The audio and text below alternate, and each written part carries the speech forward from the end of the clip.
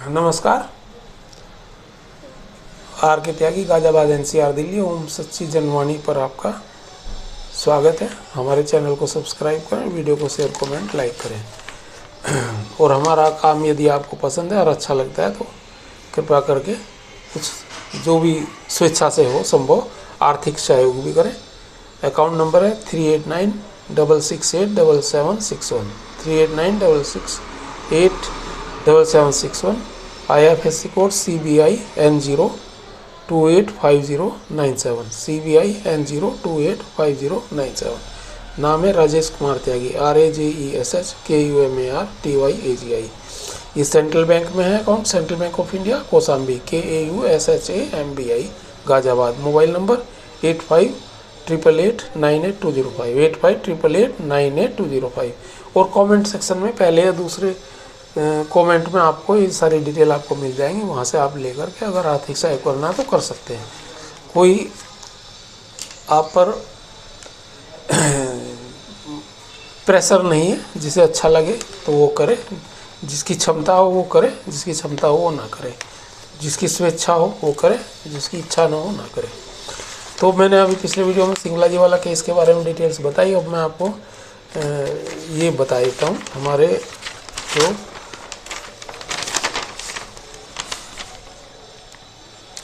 Mister Umesh Sharma के updates बता देता हूँ। उन्होंने 2 मैसेज किए, एक कल भी शेयर किया था, एक आज भी किया था। उसमें मैंने वीडियो बनाई भी थी कल वाले पे। अच्छा, स्टेट बैंक का केस दिल्ली हाई कोर्ट में 2/5/2024 को आएगा, और जिसे मिस्टर PPR उपाध्याय जो GM रिटायर्ड थे उनकी निर्देशन में जो फाइल किया गया था, और उन्होंने वो तैयार किए थे और बहुत स्ट्रॉन्ग ग्राउंड्स उसमें लगाए थे। 2 रिट उन्होंने बनाए थे, एक 14 सितंबर 2017 को लगाए थे वो दोनों ही रिट, और वो फलीभूत हो रहे हैं अब ये उमेश शर्मा जी उसको देख रहे हैं। अच्छा, एक था इसमें यूनिफॉर्म पेंशन 30% पेमेंट हो, फैमिली पेंशन विदाउट, ये जो चल रहा था ना 15, 20 और 30% इसके स्थान पर, कि ये जो अलग अलग था वेरिएशन जो था, इसको हटा करके 30% सीलिंग हटा करके विदाउट सीलिंग। दूसरा केस था 100% डिनोटिफिकेशन टू pre-2002 रिटायरीज और रेस्टोरेशन ऑफ 50% पेंशन सिंस 1 मार्च 99 सभी के लिए। कुछ को पहले 40% मिल रहा था और कुछ को 50%, तो सभी के लिए 50%। और चौथा इन्होंने लगाया था पेंशन अपडेशन का केस। ये केसेस थे जिनमें से बाकी के 3 तो हो चुके हैं, हालांकि प्रोस्पेक्टिव इफेक्ट से हुए, ये रिट्रोस्पेक्टिव चाह रहे हैं इन्हें, और अब पेंशन अपडेशन एक रहता है। रिट्रोस्पेक्टिव इफेक्ट और पेंशन अपडेशन, इस 2 के लिए आगे लड़ाई चल रही है। मेरी उमेश शर्मा जी से कई बार बात हो चुकी, डिटेल बढ़ता। अच्छा, यद्यपि गत सुनवाई के दौरान पेंशन अपडेशन पर ली गई बैंक के काउंसिल की दलील, जो बैंक की काउंसिल ने दलील दी कि SBI एम्प्लॉइज पेंशन स्कीम जो है, SBI पेंशन रेगुलेशन स्कीम जो भी है, उसमें पेंशन रिवीजन का कोई क्लोज नहीं है, तो उसे दलील दी और उनको इसे केस को रिजेक्ट कर दिया जाए, क्योंकि बाकी चीज़ तो हो गई है इसमें। क्योंकि हमारे एडवोकेट ने सुप्रीम कोर्ट ऑर्डर, जो इनका उमेश शर्मा जी का GOP का जो एडवोकेट है, सीनियर लॉयर, उसने कहा कि भाई ये सुप्रीम कोर्ट का ऑर्डर है V कस्तूरी वर्सेस स्टेट बैंक, उसमें एक निर्णय दिया गया, उसका रेफरेंस ले लें आप। और वो उन्होंने बताया क्या दलील दी गई कि भाई, और अगर एडवोकेट ने ये भी कहा कि अगर कोर्ट हमारी दलील से, हमारी प्ली से सहमत ना हो और इस रूलिंग से SC ऑर्डर V कस्तूरी वर्सेस SBI का जो है निर्णय उसको नहीं मतलब स्वीकार करती है, तो उक्त तो हमें हायर कोर्ट में जाने की अनुमति दे, तो फिर हम हायर कोर्ट में जाएंगे और वहाँ अपील करेंगे इस संबंध में। तो उसके बाद जो है कोर्ट ने उनका कंटेंशन जो था बैंक के एडवोकेट का, वो डिक्लाइन कर दिया, रिजेक्ट कर दिया, और उसको कहा कि ठीक है, ये आपका कंटेंशन हम मानते हैं और आगे सुनवाई जारी रखेंगे इस पर, क्योंकि वो तो रिजेक्ट चाह रहे थे इस पर। तो 2/5/2024 को इस पर सुनवाई निश्चित ही है। कौन सा? पेंशन अपडेशन और रिट्रोस्पेक्टिव इफेक्ट, जो 3 केस पेंडिंग सोल्व हुए थे। और मिस्टर उमेश शर्मा एसबीआई ने 16/3/24 को एक कम्युनिकेशन भी प्रेषित किया है आज। इट इज़, मैं इसको आपको बता देता हूँ, it is so unfortunate some retirees are in apprehension about the intention of government and bank whether it would be paid revised pension 50% during March 24 or at all not।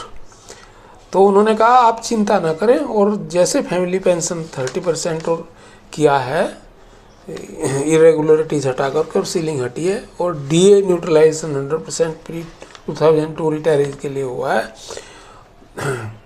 उसी प्रकार से 50% भी एसबीआई 50% पेंशन भी SBI retired साथियों को मिलेगा ही मिलेगा।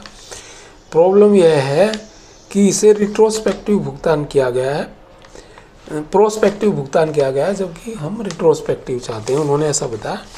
But then let us not forget our efforts have been sabotaged by associations and unions who have diluted our demands by agreeing to what was offered to them by IBA। उन्होंने जो offer किया उन्होंने agree कर लिया, तो इससे इनकी जो है केस लड़ने की क्षमता और शक्ति और प्रभाव कम हो गया, इनका ऐसा कहना है। FSBIPA अब कोर्ट से हट जाएगी, क्योंकि उनकी तो लड़ाई 50% की ही एकमात्र थी, किंतु GOP हम तो रिट्रोस्पेक्ट भुगतान हेतु सभी इशूज़ के लिए लड़ेंगे और लड़ाई लड़ते रहेंगे, लड़ ही रहे हैं। रिट्रोस्पेक्ट इफेक्ट एक इशू है। As regards payment of revised pension, that matter is handled by bank at intense pace and with a views to fast tracking the publication of gazette notification entrusted to Delhi circle. ऐसा court ने भी कहा कि भाई इसे gazette notification करिए इसका, उस दिन कोर्ट ने ऐसा कुछ कहा था।